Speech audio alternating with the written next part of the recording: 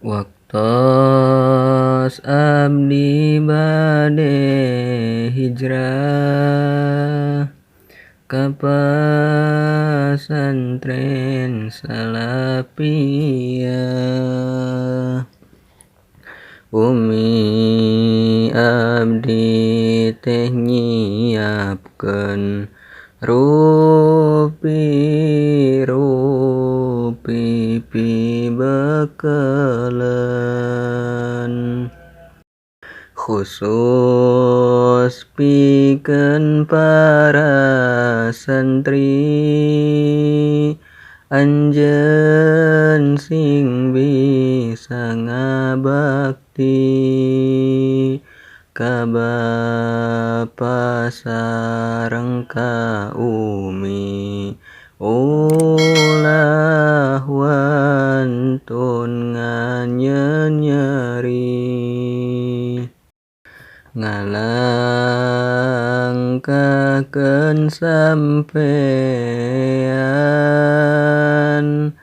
ka pondok ka pesantrenan, najan wegah dicumponan demi ridho ti Pangeran.